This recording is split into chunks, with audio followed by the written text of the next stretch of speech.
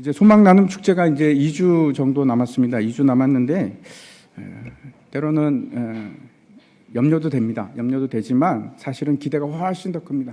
하나님께서 이루실 일들에 대해서 소망 나눔 축제를 통해서 하나님께서 영광 받으실 그 일을 생각하면 참 마음이 기쁩니다. 어떤 분들은 그 일을 위해서 태신자가 스케줄을 막 바꿨다는 얘기도 듣고, 또 어떤 집사님들은 태신자를 만나기 위해서 그 바쁜 시간 쪼개서 같이 식사를 하려고 하고 식사를 잡고, 그런 그 모습들이 너무나 아름답게 보입니다. 하나님께서 기뻐하시고 틀림없이 그 일들을 하나님께서 통해서 영광 받으실 것입니다. 오늘 우리가 이제 잘 알고 있는 말씀입니다. 너희는 세상의 소금이라, 너희는 세상의 빛이라.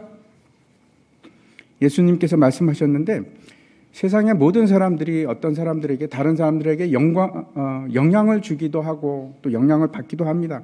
때로는 긍정적인 영향을 줄 때도 있고 때로는 부정적인 영향을 주기도 합니다.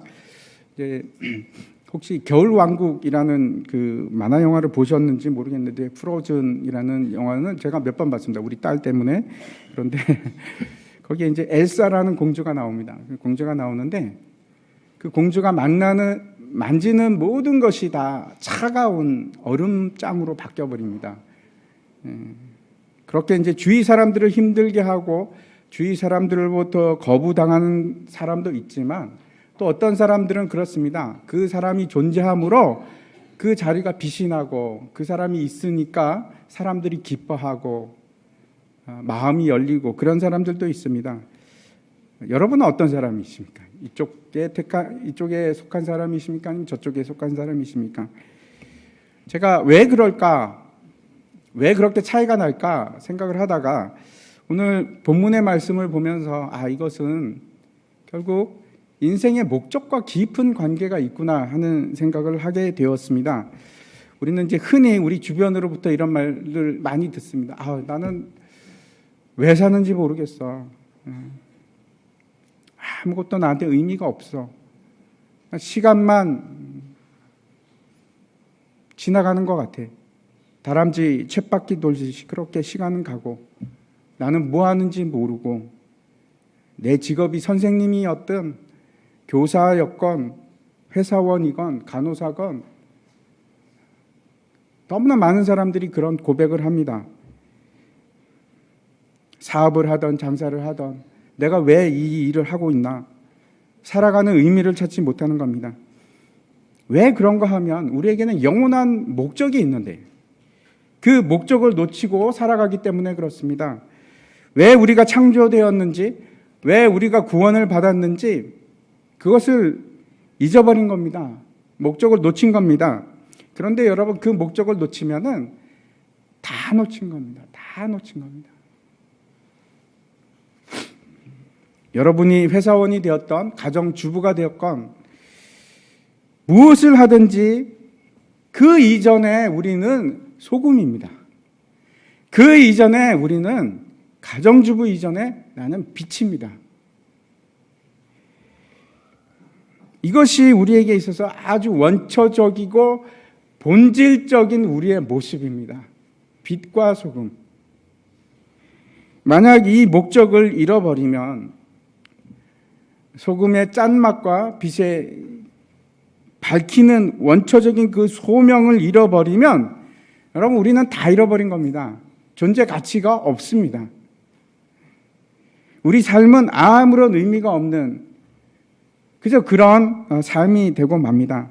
예수님께서 우리에게 너는 세상의 소금이다, 너희는 세상의 빛이라 이렇게 말씀하신 것은, 여러분, 예수님께서 우리에게 너는 세상의 빛이 되어야 한다, 너는 세상의 소금이 되어야 한다, must be 라고 얘기한 것이 아니고, 너는 이미 세상의 소금이야, 너는 이미 세상의 빛이야, 이렇게 말씀하시는 겁니다.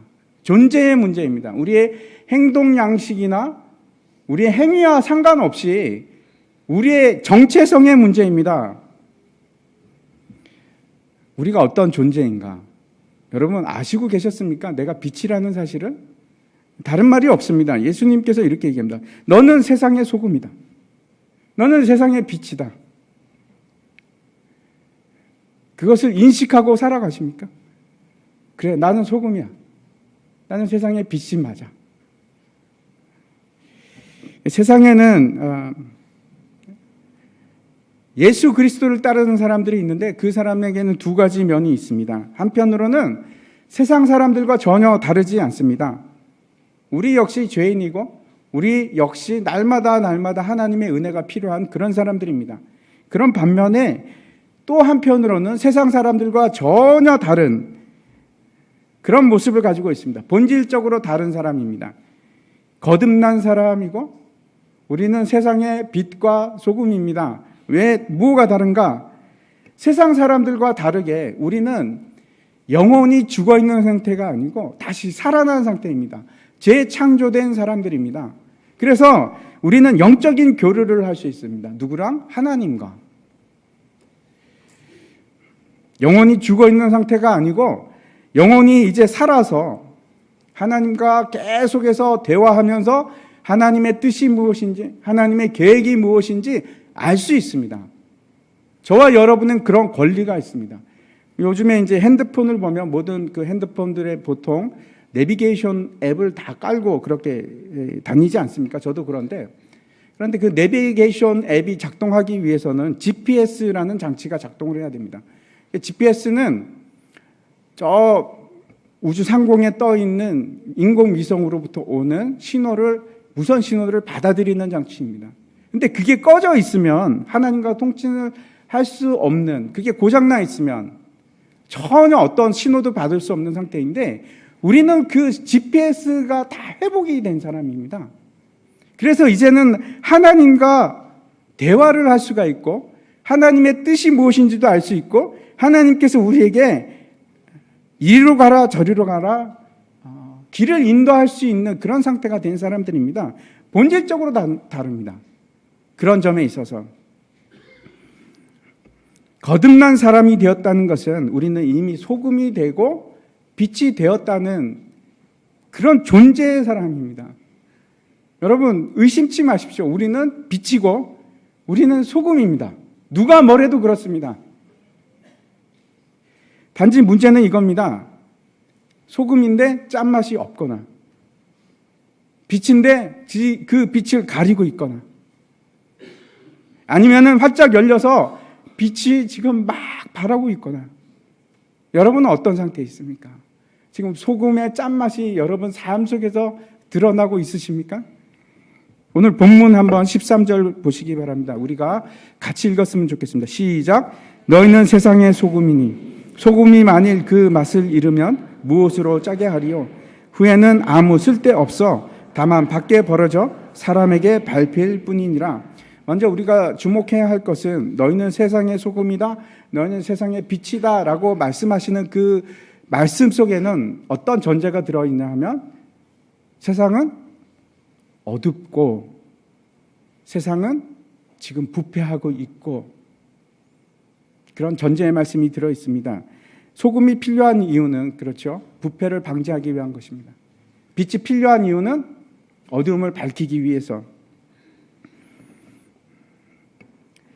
세상이 우리가 생각하는 것처럼 그렇게 아름답지 못합니다.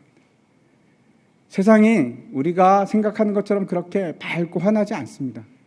나이가 들어가면서 점점 깨닫게 되는 겁니다. 세상은 어둡습니다. 그리고 때로는 심한 냄새가 날 정도로 부패해 있습니다. 우리가 다 인정하는 바입니다. 잘 알고 있습니다.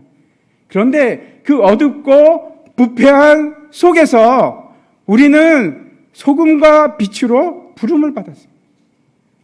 우리는 거기에 지금 있는 소금입니다. 그리고 거기에 있는 빛입니다. 소금의 목적에 대해서 우리가 먼저 생각해 봤으면 좋겠는데 첫 번째 소금의 목적은 앞에서 말씀드린 대로 보존하기 위한 것입니다. 부패를 방지하기 위한 것입니다. 부패를 방지한다는 것은 어떤 뜻인가 하면 순결함을 유지하고 거룩함을 유지해 가는 기능을 얘기합니다. 성경에 보면 소금과 정반대의 기능으로 나타나는 것이 있는데 그것이 뭔가 하면 누룩입니다. 누룩은 언제나 성경에서 보면 죄와 부패에 관한 상징으로 나타납니다. 그래서 6월절 떡에는 누룩을 넣지 말고, 그리고 또 제물에는 누룩을 넣지 않습니다. 소금을 뿌리게 되어 있습니다. 소금의 역할에 대해서 한번 레위기 2장 13절 보여주시기 바랍니다. 제가 한번 읽어보겠습니다. 내 모든 소제물에 소금을 치라. 내 하나님의 언약의 소금을 내 소재에 빼지 못할지니 내 모든 예물에 소금을 드릴지니라. 고대 언약을 맺을 때 어떻게 하냐면 그 약속이 변치 않는다는 것을 확증하기 위해서 서로 소금을 먹었다고 합니다. 그 언약을 하면서 소금을 먹었다고 합니다. 변하지 않는다는 것을 보여주기 위해서. 근데 하나님께서 소제물뿐만 아니고 모든 예물, 거제물에도, 이렇게 들어 올리는 예물인 거제물에도 소금을 뿌리게 합니다. 그걸 하나님께서 뭐라고 하냐면 소금 언약이라고 하십니다. 무슨 얘기입니까? 변하지 않는 언약을 얘기합니다. 그 음식물이나 고기 같은데 우리가 소금을 뿌리면, 우리가 잘 알고 있습니다. 그렇죠? 소금을 뿌리고 문지르면 고기가 상하지 않습니다. 오랫동안 상하지 않습니다. 그 보관을 하는 것이, 부패하지 않게 하는 것이 우리의 첫 번째 임무입니다. 여러분, 세상이 부패를 막기 위해서 우리가 존재하는 겁니다. 세상의 모든 부패를 우리가 그 사이사이에 들어가서 우리가 존재하는 것만으로, 우리가 소금의 짠맛을 내는 것으로 그 부패를 막아내는 겁니다. 그 우리가 해야 될 첫 번째 우리에게 주어진 사명입니다. 여러분이 있으므로 여러분 가정이 부패하지 않고, 여러분이 있으므로 우리 교회가 부패하지 않고, 우리 사회가 부패하지 않고, 우리 나라가 부패하지 않고, 예수 그리스도의 맛을 낼 때 그때 부패하지 않습니다. 다른 거 할 거 없습니다. 내 모습에서 예수 그리스도의 향기가 풍겨 나오기 시작할 때 부패하지 않습니다. 두 번째 역할은 맛입니다. 소금은 짠맛을 내는데 그 아주 독특한 맛입니다. 여러분, 소금 말고 짠맛을 내는 거 혹시 아십니까? 소금과 같은 맛을 내는 것은, 그런 물질은 세상에 없습니다. 소금만 유일한 맛을 냅니다. 짠맛을. 짠맛은 소금의 고유한 맛인데, 다시 말씀드리면 그리스도인만이 그 맛을 낼 수 있습니다. 짠맛을 낼 수 있습니다. 우리만 그 맛을 낼 수 있습니다. 세상의 다른 어떤 맛과도 차별이 됩니다. 다릅니다. 우리가 내는 맛은 예수 그리스도의 맛입니다. 그 맛을 낸다는 것은 여러분, 세상에 영향을 미치고 풍미를 미치게 하고 세상에 아름다운 맛을 주는 것입니다. 그리스도인만이 낼 수 있는 고유한 맛으로 세상을 맛깔나게 만들어가는 역할이 우리의 두 번째 역할입니다. 우리가 그걸 하지 않으면 세상은 밍밍한 맛이 됩니다. 맛없는 맛이 됩니다. 세 번째 소금의 기능이 있는데 그게 뭔가 하면 존재하게 하는 기능입니다. 살아있게 하는 그런 역할을 말하는 것인데, 소금은 우리 몸에 반드시 필요한 필수 요소입니다. 요즘에는 사람들이 소금을 안 먹으려고 하는데, 소금은 과다 섭취하는 것보다 원래 먹어야 하는 정량보다 작게 먹은 게 훨씬 더 위험합니다. 왜 그런가 하면 소금이 없으면 세포가 새롭게 생성될 수도 없고 세포 내에 있는 독소들이 빠질 수도 없습니다. 그게 과학자들이 하는 얘기입니다. 소금은 반드시 우리 몸에 필요한 필수 요소입니다. 생명체는 소금이 없으면 살아갈 수가 없습니다. 이것이 바로 예수님께서 우리에게 말씀하시고자 하는 소금의 의미입니다. 내가 너희를 그렇게 변하게 했듯이 너희도 소금이 되어서 너희 가정을 부패하지 않게 하고 너희 사회를 부패하지 않게 하고 유지하고 지키고 아름답게 하는 것. 그게 소금의 의미입니다. 그런데 잘 보시기 바랍니다. 그렇게 부패를 막기 위해서 우리가 투쟁하라고 합니까? 아니면 싸워야 한다고 말합니까? 아니면 세상에 영향을 끼치기 위해서 최선을 다하라고 그렇게 말씀하십니까? 아닙니다. 그런 게 아닙니다. 존재에 대해서 얘기합니다. 우리의 존재성입니다. 예수 믿는 자의 존재성입니다. 존재 자체로, 내가 그리스도의 향기를 내뿜는 존재 자체로 우리 가정은 안전합니다. 부패하지 않는 겁니다. 그렇게 되기 위해서, 우리 존재 자체가 되기 위해서 가장 중요한 것은 뭘까요? 우리가 고유한 이 짠맛을 내야 되는 겁니다. 순수한 소금 자체로서, 그 순수한 존재로서, 자체로서 짠맛을 낼 수 있는 존재가 되는 것인데, 제가 한 가지 질문을 드리겠습니다. 소금은 그 맛이 변할 수 있을까요? 옛날에는 짠맛이었는데 좀 시간 지나니까 좀 쓴맛도 나고 그런 소금이 있습니까?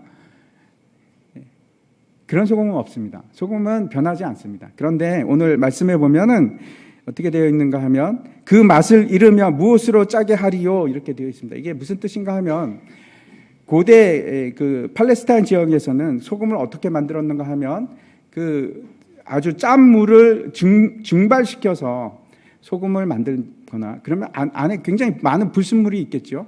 아니면 염석, 그 소금 돌이죠. 소금 돌을 가지고 소금을 만들었습니다. 그런데 그 자체가 많은 불순물을 가지고 있기 때문에 혹시라도 거기서 염분이 빠져나가기 시작하면 소금 맛이 없어집니다. 있기는 있는데 소금 맛이 없어지는 겁니다. 세상은 변화시키기 위해서 뭔가를 하라, 이걸 하라, 저걸 하라. 그런데 놀랍지 않습니까? 예수님께서는 너희는 소금이야. 존재에 대해서 얘기하십니다. 정체성에 대해서 얘기하는 겁니다. 너는 예수 그리스도의 사람이야. 당연히 예수 그리스도의 맛을 내야 돼. 우리가 어떻게 하면 소금의 맛을 잃지 않겠습니까? 어떻게 하면 세상에 영향을 주고 임팩트를 주고 그럴 수 있겠습니까?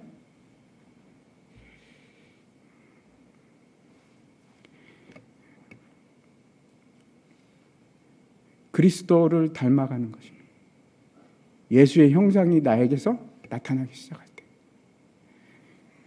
여러분은 얼마나 많은 시간을 예수님 닮아가기 위해서 시간을 사용하십니까?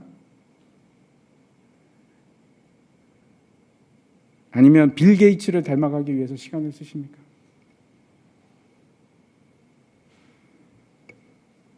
제가 여러분보다 낫기 때문에 이런 말씀을 드리는 것이 아니고, 제가 너무 안타까울 때가 있습니다. 예수 그리스도를 닮아가는 그 자체를 포기하는 사람들이 너무나 많습니다. 아니요, 포기하지 마십시오. 절대로 포기하지 마십시오. 우리는 예수 그리스도 닮아가야 돼요. 제 목적도, 제 목표도 예수님 닮아가는 겁니다.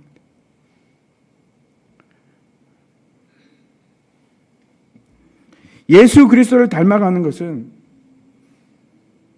오늘 본문 바로 앞에 나옵니다. 사실 팔복에서 얘기를 하고 있습니다. 복 있는 사람은, 애통하는 자는 복이 있나니, 심령이 가난한 자는 복이 있나니, 온유한 자는 복이 있나니, 내 속에 의가 없어서 애통하는 자가 되고, 이루 말할 수 없는 의가 없어서 통곡을 하고, 온유한 자가 된다는 것은 낮아지고 낮아진 자가 되는 겁니다. 왜? 내가 그렇게 아무런 의가 없는 사람이니까. 의에 줄인 자가 되고, 주님 나에게 의를 주시옵소서. 나에게는 아무런 의가 없습니다. 내가 보여줄 수 있는 의는 아무것도 없습니다. 놀랍게도 그런 것들이 예수님 닮아가는 과정입니다. 그렇게 될 때 긍휼히 여기는 마음을 가지게 됩니다. 왜? 하나님께서 긍휼히 여기시니까. 세상 사람들도 긍휼히 여김을 하게 됩니다. 그리고 마음이 청결한 자가 된다는 것은 이제는 더 이상 두 마음을 품지 않고 오로지 하나님만 내 주인이 되시고 하나님만 바라보는 상태를 얘기합니다. 그럴 때 놀라운 일이 일어나기 시작합니다. 사람들을 화평케 하는 사람이 되어지고, 그 화평케 하는 일을 하다 보니까 어떻게 됩니까? 의 때문에 핍박받는 자까지 이르게 됩니다. 그것이 예수 믿는, 예수 닮아가는 사람입니다. 예수님께서 나를 사랑하셨기 때문에 나도 사랑하고, 예수님께서 하나님께 순종하셨기 때문에 나도 하나님께 순종하고, 예수님께서 원수를 사랑하라고 말씀하셨기 때문에 나도 원수를 사랑하고, 핍박하는 자를 위해서 기도하라고 했으니까 내 감정과 상관없이 기도하는 겁니다. 내가 미워하니까 도저히 저 사람을 위해서는 기도할 수 없어? 아닙니다. 하셔야 합니다.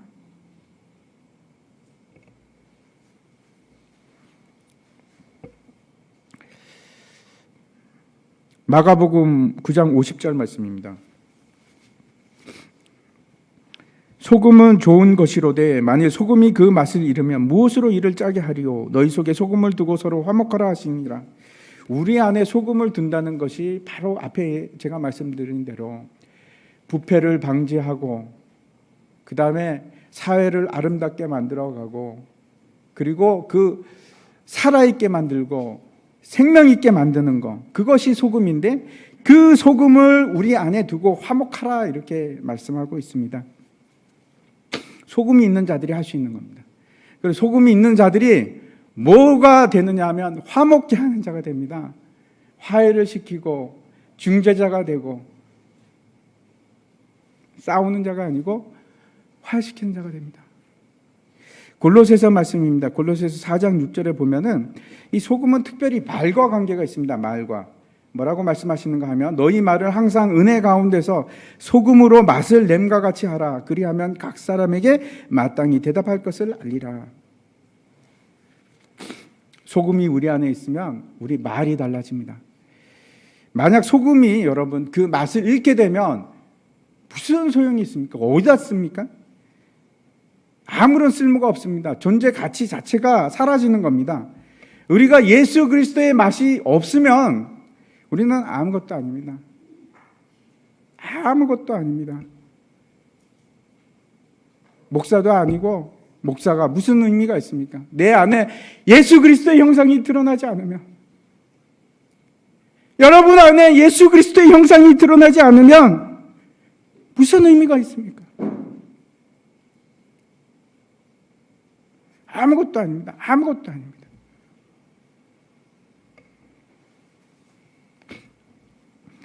두 번째 빛에 대해서 말씀을 하시는데 14절과 15절을 한번 보시기 바랍니다. 우리가 소리를 내서 같이 한번 읽어보도록 하겠습니다. 같이 읽겠습니다. 시작.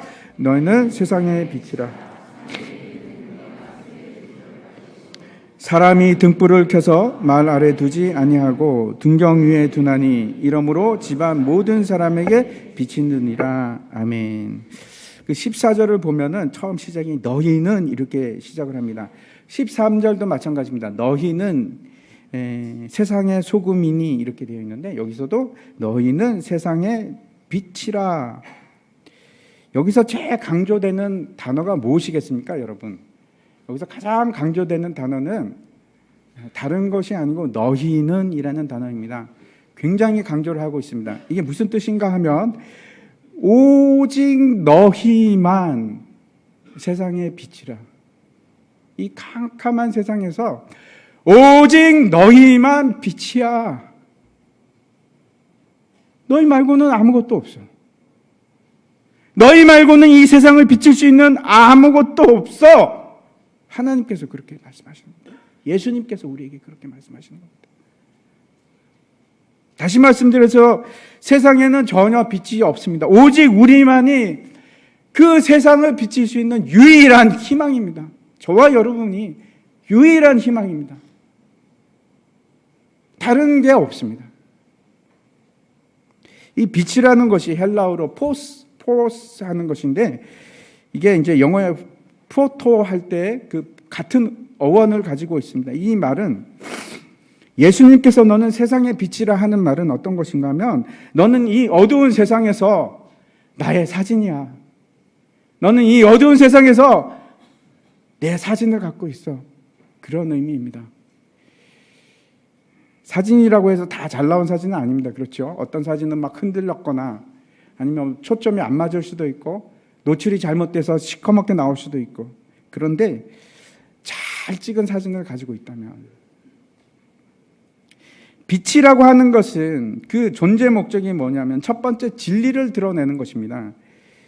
빛은 진리를 보여줍니다. 사실이 무엇인지, 거짓이 무엇인지, 진리가 무엇인지 분명하게 보여줍니다. 그게 빛의 존재 목적입니다. 두 번째는 빛은 어두움을 밝히는데, 어둠이 밝아지면,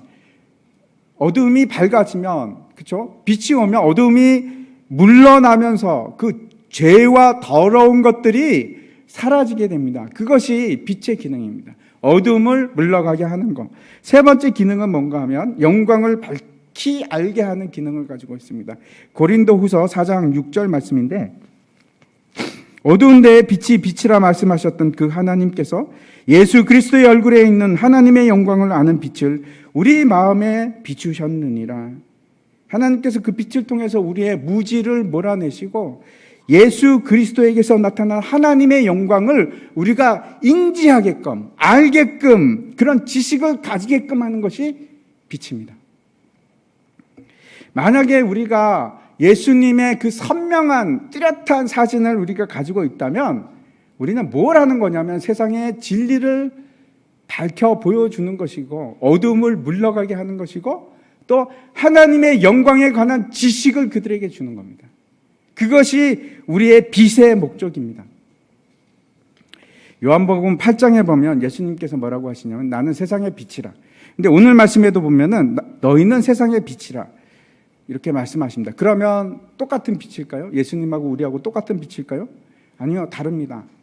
제가 이제 창세기 1장에 할 때 말씀을 드렸는데, 예수님은 오르, 히브리어로 오르가 빛인데 오르이시고, 우리는 어떤 존재인가 하면 마오르입니다. 마오르. 그게 무슨 뜻이냐면 예수님은 빛 자체이시고 우리는 그 빛을 담는 용기입니다. 그릇입니다. 그래서 만약에 예수님을 해라고 한다면 우리는 뭐가 되는가 하면 달입니다. 달은 스스로 발광을, 빛을 내는 것이 아니고 해로부터 빛을 받아서 그것을 반사하는 역할을 합니다. 그게 달입니다. 우리가 그런 존재입니다. 그런데 달이 그 빛을 못 낼 때가 있습니다. 어떤 때에 그렇게 빛을 내지 못합니까? 일식일 때. 해와 달 사이에 지구가 껴들기 시작할 때, 해와 달 사이에 세상이 들어가기 시작할 때 달이 빛을 내지 못합니다. 우리도 마찬가지입니다.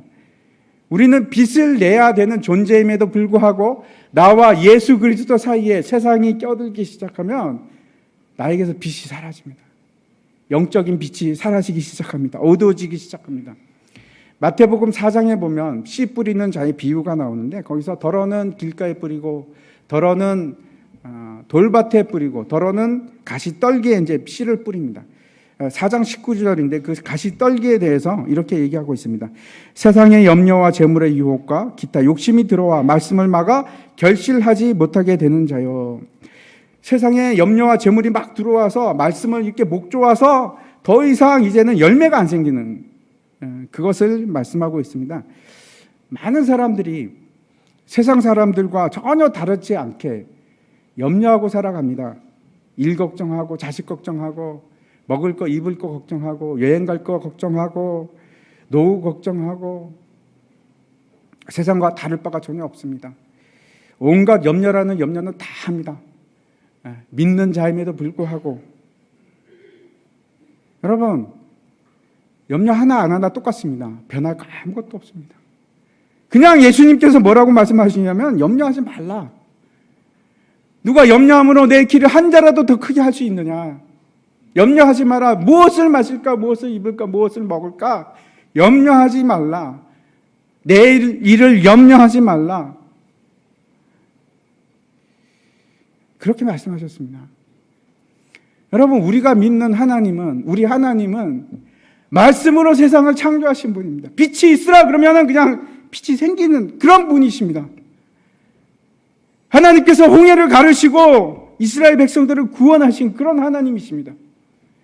하나님께서 광야 40년 동안 하루도 거르지 않고 만나로 그 수많은 수백만의 사람들을 먹이셨던 그 하나님이십니다. 그 하나님이 우리 보고 뭐라고 하시냐면 염려하지 말라.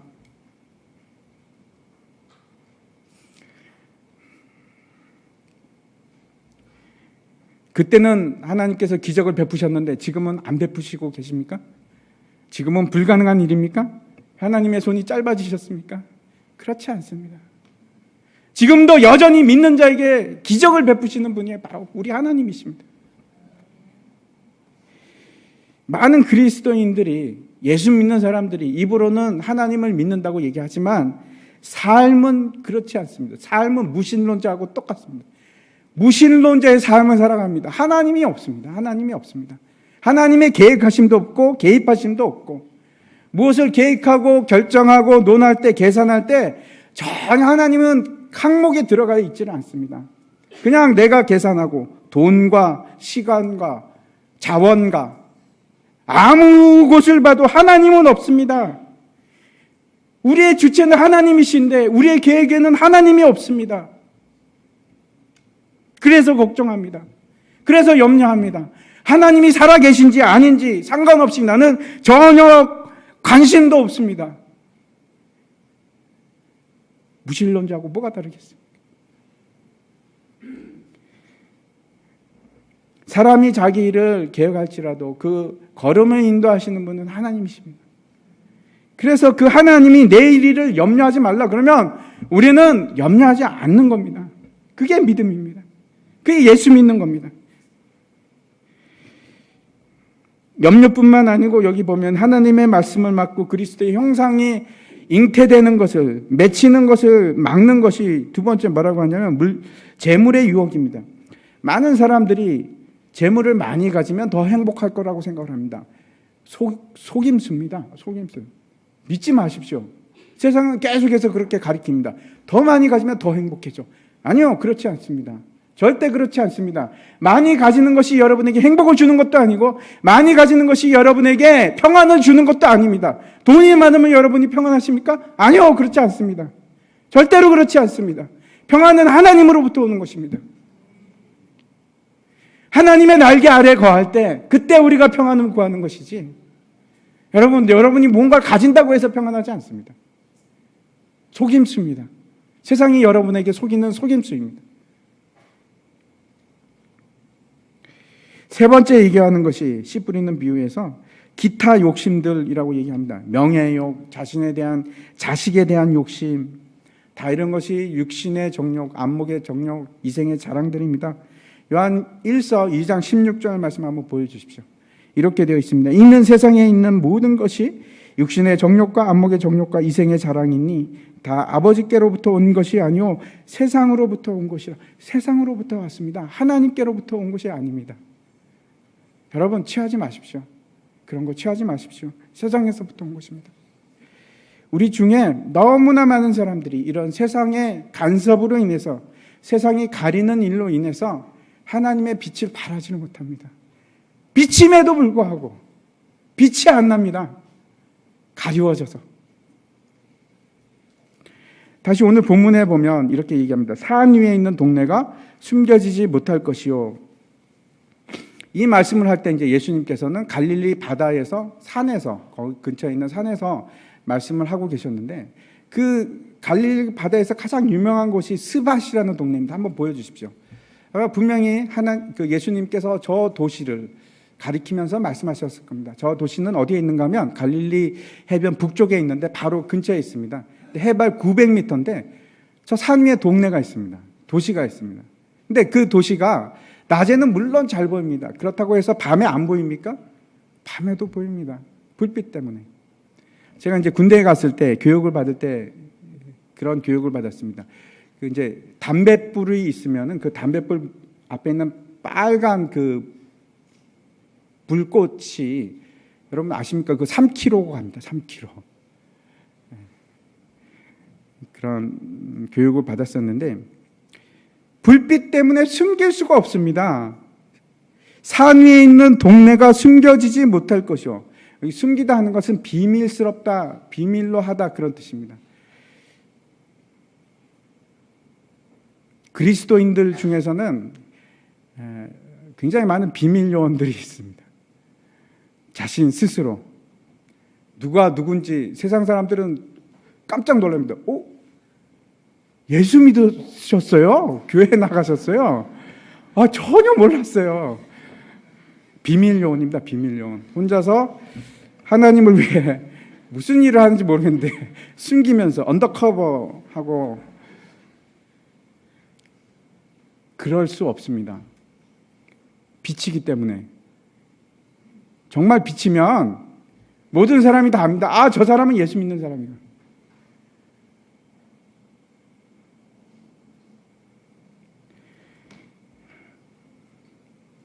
등불은 여러분 당연히 높은 곳에 두는 것인데 여기 보면은 왜 그럴까요? 등불을 말 아래 둡니다. 말은 이를 대박 같은 바가지 같은 그 밑에 숨겨둔다는 겁니다. 왜 숨길까요? 빛을 숨기면 무슨 소용이 있겠습니까? 밝히기 위한 것인데. 근데 왜 숨길까요?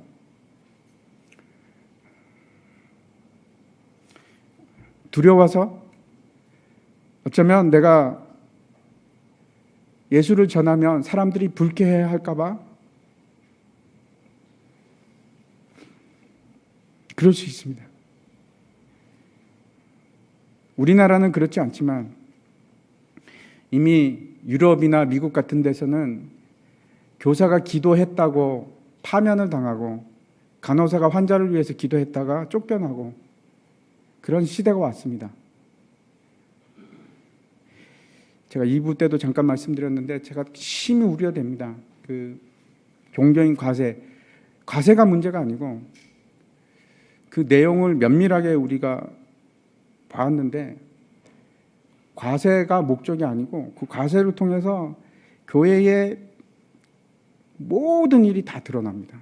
근데 저는 너무 무섭습니다. 왜냐하면 제가 중동에서 선교사로 있었지 않습니까? 그쪽 나라들이 모두 하는 기독교를 핍박하기 위한 굉장히 강한 수단입니다. 지금은 안 그렇겠죠. 근데 어떻게 될지 모릅니다. 종교 과세를 제가 돈을 내자는 것을 반대하는 것이 아니고 지금 우리나라에서 그렇게 지금 돋보기를 들고 다 들여다보겠다 하는 이게 지금 그런 상태입니다, 여러분. 근데 그 법을 만든 사람들이 종자연인가? 그분들이 누구인지 여러분, 왜 그분들이 그걸 만들기 발의를 했는지가 문제입니다. 타겟이 뭔가 하면 우리나라에서 언젠가부터 교회는 공공의 적이 된 겁니다. 여러분 그렇지 않습니다. 우리나라에서 우리 교회가 한국 교회가 얼마나 이 사회를 위해서 가장 많은 돈을 흘려보내고 있고 우리 교회도 그렇게 합니다. 가장 많은 돈을 사회에 환원하고 있고 가장 많은 순기능을 하고 사회가 건강하게 만들어가고 그런데 그걸 지금 원천적으로 다 들여다보면서 언제든지 스톱시키고 싶을 때 스톱시키고 제어하고 싶을 때 제어하겠다는 법입니다. 너무 무서울 정도로 모든 걸 다 보고하도록 만들고 있습니다.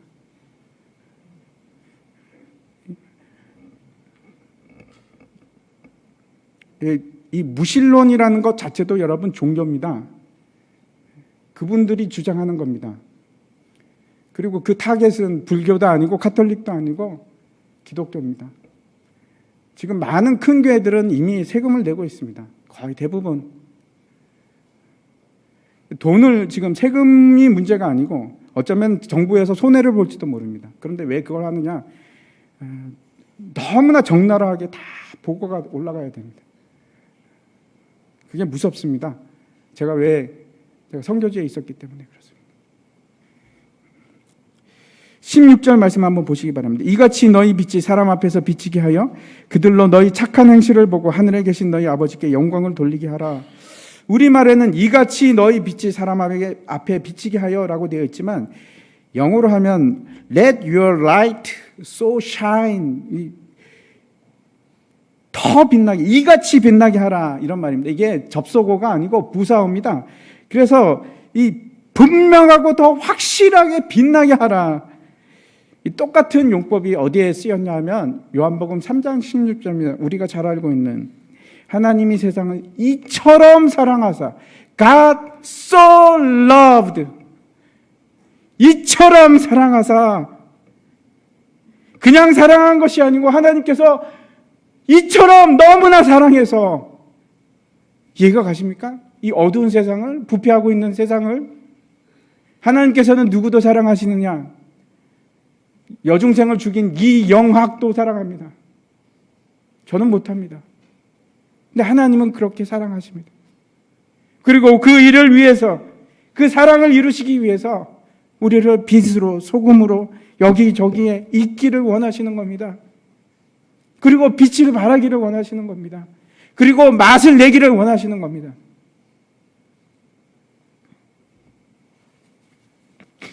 여러분, 아직도 이 세상에는 수십억의 사람들이 어둠 속에서 살아갑니다.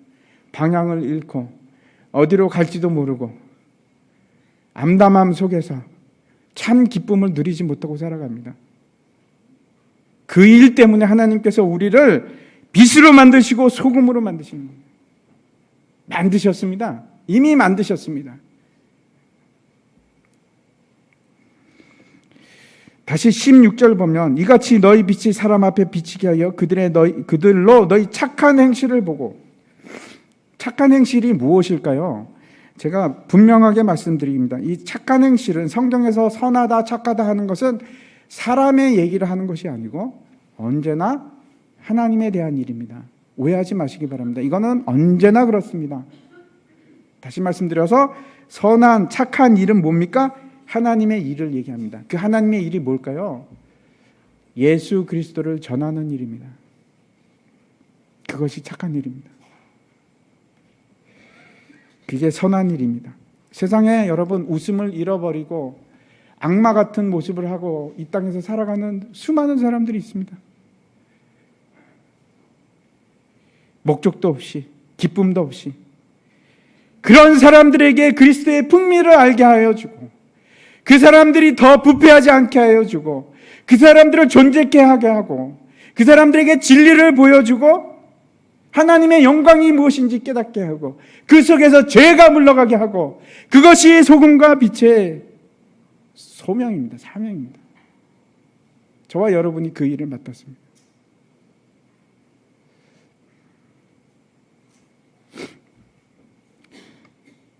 그런데 저도 그런 사람이었습니다. 빛도 없이, 목적도 없이,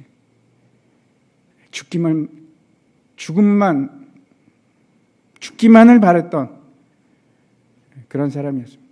근데 하나님께서 저에게도 광명을 주시고 빛을 주시고 소금이 되게 하셨습니다.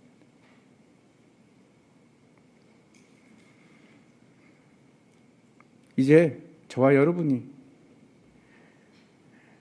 소금의 짠맛을 내시기 바랍니다. 그리고 빛을 내시기 바랍니다. 다 함께 일어나셔서 나 같은 죄인 살리신 우리 같이 부르도록 하겠습니다.